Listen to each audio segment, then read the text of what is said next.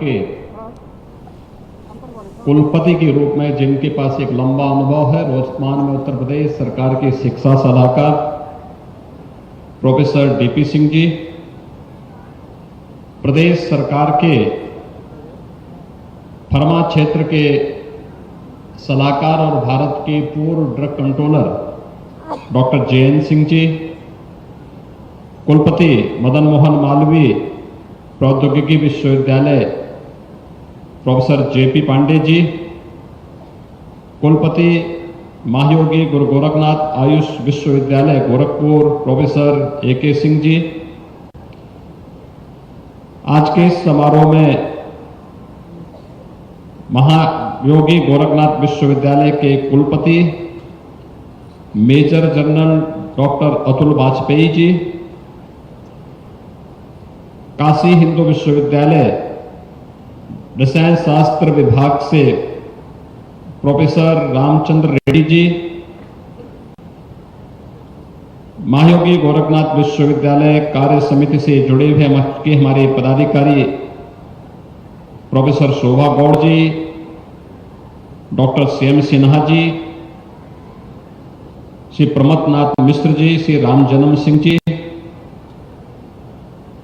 महायोगी गोरखनाथ विश्वविद्यालय के सभी प्राध्यापकगण, अभिभावकगण, अन्य सभी सम्मानित अतिथिगण और विश्वविद्यालय से जुड़े हुए सभी विभिन्न शिक्षण प्रशिक्षण से जुड़े हुए पाठ्यक्रम से सभी उपस्थित छात्र छात्राएं और उपस्थित भाइयों बहनों, प्रथम स्थापना दिवस के अवसर पर मैं पूरे महाविद्यालय परिवार को हृदय से बधाई देता हूं। एक वर्ष की अपनी इस यात्रा के दौरान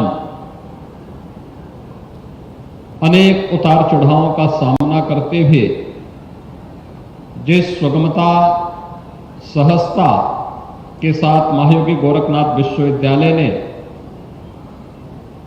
अपने संस्थापकों के भावनाओं के अनुरूप विश्वविद्यालय के निर्माण को एक नई गति दी है, वह अत्यंत सराहनीय है और मैं इसके लिए पूरे महाविद्यालय परिवार का हृदय से अभिनंदन करता हूं, हृदय से बधाई देता हूं और अपनी शुभकामनाएं भी देता हूं। हम सब जानते हैं, ठीक एक वर्ष पहले देश के तत्कालीन राष्ट्रपति माननीय श्री रामनाथ कोविंद जी के कर कमलों से विश्वविद्यालय का विधिवत उद्घाटन हुआ था। उस समय भी ऐसे ही मौसम था,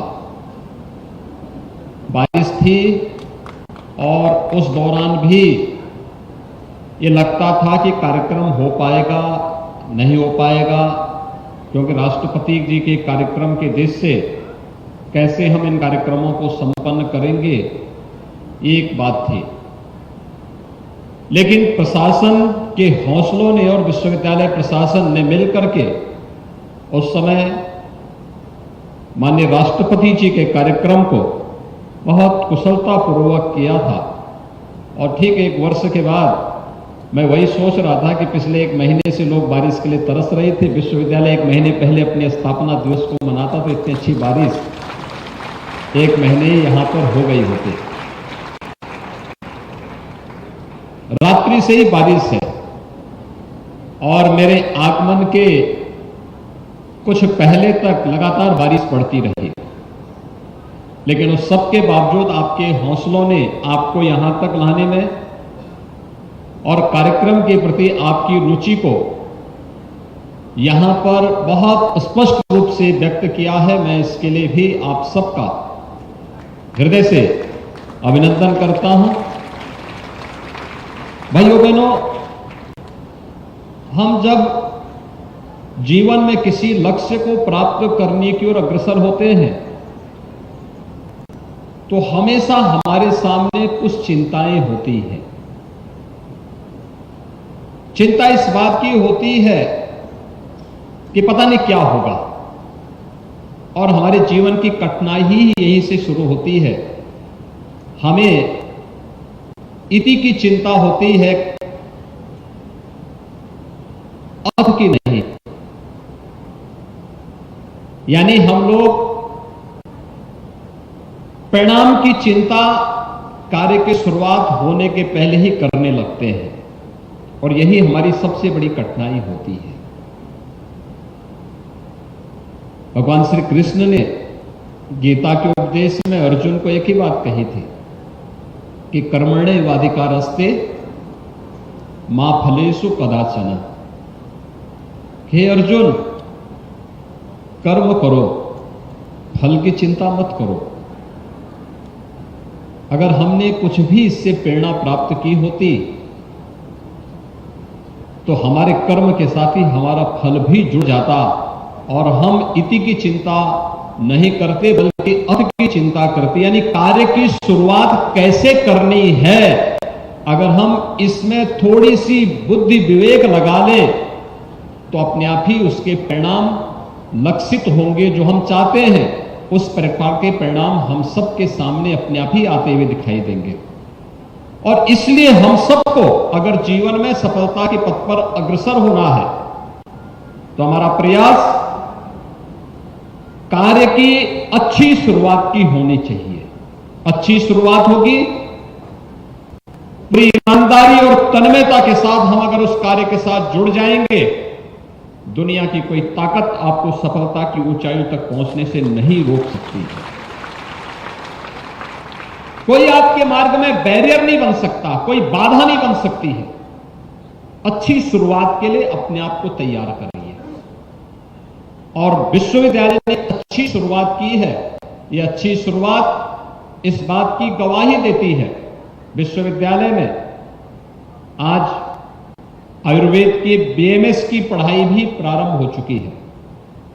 मुझे पिछले दिनों विश्वविद्यालय के बीएमएस के छात्रों के साथ संवाद करने का अवसर प्राप्त हुआ था।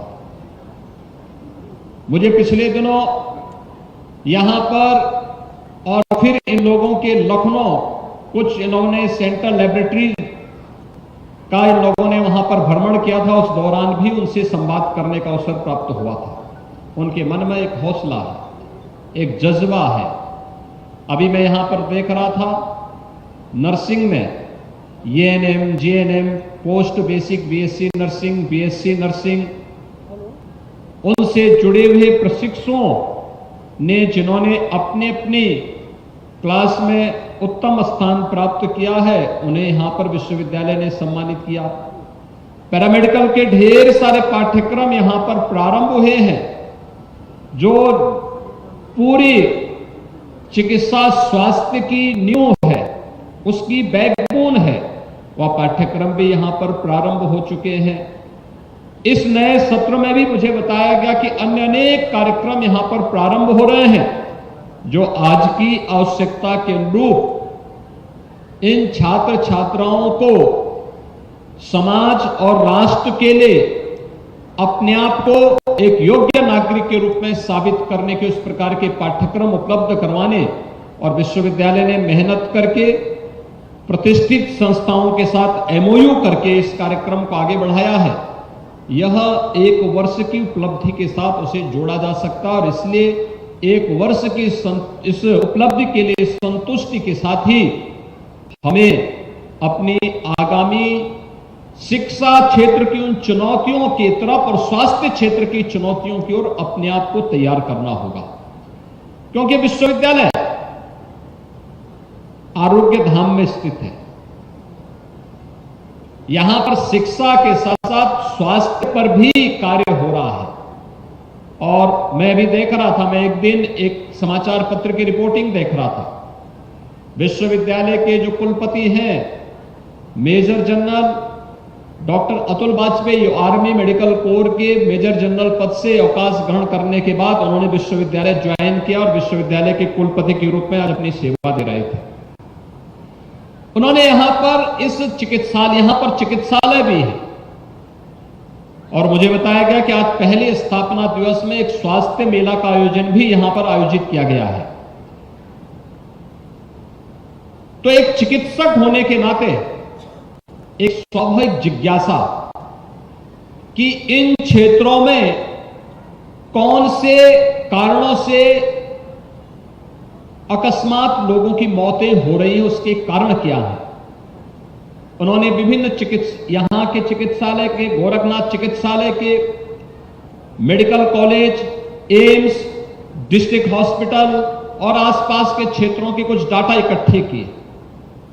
लैब से उन्होंने उस डाटा को भी मिलान किया, जो टेस्टिंग रिपोर्ट थी उसको भी मिलान किया, और फिर उन्होंने निष्कर्ष निकाले कि वास्तव में मौत के आंकड़े किन बीमारियों के कारण थे जिन्हें हम बीमारी नहीं मानते थे, जिन्हें हम कुछ और कारण मानते थे। किसी को इंसेफ्लाइटिस मानते थे, किसी को मेनिंजाइटिस मानते थे, किसी को हम डेंगू मानते थे, लेकिन इन सब से इतर उन्होंने अपना एक नया शोध प्रस्तुत किया कि नहीं, ये जो छुछुंदर होता है ना, चूहा के पेशाब से भी एक बीमारी होती है। गांव में जो झाड़ झंकार होता है उसके कारण वो पैदा होती है, और वह मौत का कारण था, और वह सभी समाचार पत्रों ने उसे बड़े अच्छे ढंग से प्रस्तुत करने का काम किया था। और मुझे लगता है कि यह चिकित्सा क्षेत्र में, नर्सिंग क्षेत्र में, पैरामेडिक के क्षेत्र में, या तमाम प्रकार के जो पाठ्यक्रम हैं, इन पाठ्यक्रमों के क्षेत्र में भी जो अन्य अनेक शोध के अवसर हैं, आयुर्वेद के क्षेत्र में व्यापक अवसर है। एक एक अभियान हमारे लिए शोध का विषय बन सकता है, एक नए पब्लिकेशन का विषय बन सकता है, रिसर्च पेपर का विषय बन सकता है। हम उसके माध्यम से अपने रिसर्च को आगे बढ़ा सकते हैं, और फिर रिसर्च एंड डेवलपमेंट को जोड़ करके जब हम आगे बढ़ेंगे, यही तो हमारी राष्ट्रीय शिक्षा नीति कह रही है कि हमें इस कार्यक्रम को आगे बढ़ाना, फिर अपने रिसर्च को पेटेंट कराना, और पेटेंट करा करके फिर अपने को एक प्रतिष्ठित विश्वविद्यालय के संस्थान के रूप में स्थापित करना। यह विश्वविद्यालय और सभी संस्थाएं अगर स्वस्थ प्रतिस्पर्धा के साथ जुड़ेंगी तो सचमुच भारत शिक्षा के क्षेत्र में और स्वास्थ्य के क्षेत्र में ग्लोबल रैंकिंग में सर्वोच्च स्थान प्राप्त करने में सफलता प्राप्त कर सकता, और यही प्रधानमंत्री मोदी जी चाहते हैं। ये राष्ट्रीय शिक्षा नीति कोरोना कालखंड में इसी उद्देश्य से लागू भी की गई। कोरोना कालखंड में इसीलिए आप सब जानते हैं, जब पूरी दुनिया कोरोना से पस्त थी, पूरी दुनिया कोरोना जैसी महामारी से अपने स्वयं के बचाव में लगी हुई थी, तब भारत के अंदर प्रधानमंत्री मोदी जी के नेतृत्व में बड़े अभिनव कार्यक्रम चल रहे थे।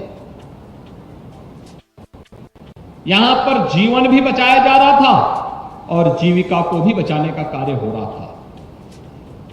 गरीबों के लिए फ्री में राशन की सुविधा हो रही थी, श्रमिकों को भरण पोषण भत्ता दिया जा रहा था, लोगों के व्यवस्थित उपचार की सुविधा, फ्री में उपचार, फ्री में टेस्ट, ये सभी सुविधाएं उपलब्ध करवाई जा रही थी। तो हर गरीब के लिए और भारत के हर नागरिक के लिए फ्री में टीका भी भारत की ही लैब में विकसित करने की कार्रवाई हो रही थी। आप अनुमान करिए, इंसेफ्लाइटिस से यह क्षेत्र 40 वर्षों से त्रस्त था, और 40 वर्ष तक इंसेफ्लाइटिस के उपचार के लिए कोई गंभीरता नहीं दिखाई गई थी। 40 वर्ष में 50,000 बच्चों की मौत पूर्वी उत्तर प्रदेश में हुई।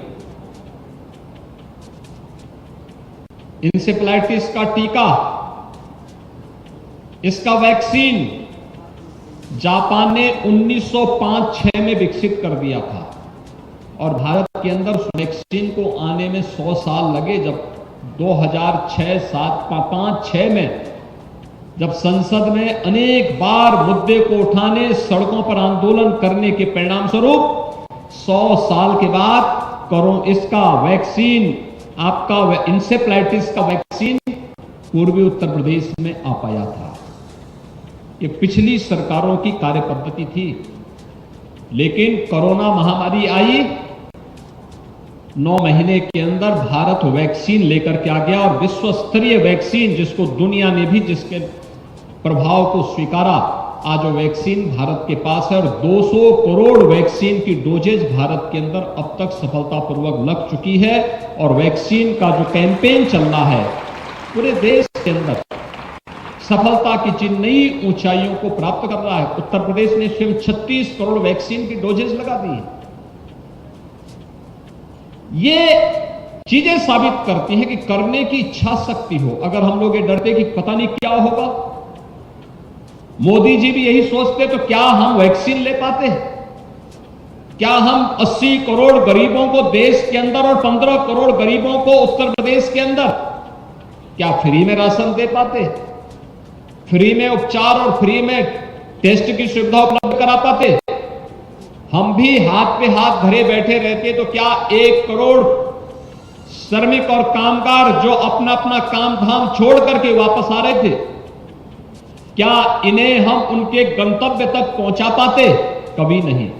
हमने कहा चैलेंज है, चुनौती है, कि चुनौती हमारे लिए एक अवसर भी है और इस चुनौती का सामना करते हुए हम हर एक कामगार और श्रमिक को उसके घर तक पहुंचाने का काम करेंगे, उसकी देखरेख करेंगे, क्योंकि वह हमारा नागरिक है। एक ये भाव हम टेस्ट करेंगे। मुझे याद है जब कोरोना आया था, उत्तर प्रदेश में कोई टेस्ट लेबोरेटरी नहीं थी, एक भी टेस्ट यूपी में नहीं होता था। पहला पेशेंट जब आया था तो हम लोगों ने तब दिल्ली भेजा था उपचार के लिए, टेस्ट के लिए। पुणे गया था हमारा सैंपल। लेकिन आज 4 लाख टेस्ट पर डे करने की क्षमता उत्तर प्रदेश के अंदर है। करने की इच्छा शक्ति होनी चाहिए। हमने परिणाम की चिंता नहीं की, पहले परिणाम अच्छा हो इस पर फोकस होना चाहिए, लेकिन कार्य की शुरुआत कैसे होनी चाहिए, हमने उसको अच्छा किया, परिणाम हमारे पक्ष में रहा। हमारे कोविड प्रबंधन को सर्वत्र सराहना मिली और वह आज की सबसे बड़ी आवश्यकता है। हम अच्छी शुरुआत करेंगे तो परिणाम भी अच्छा ही आए।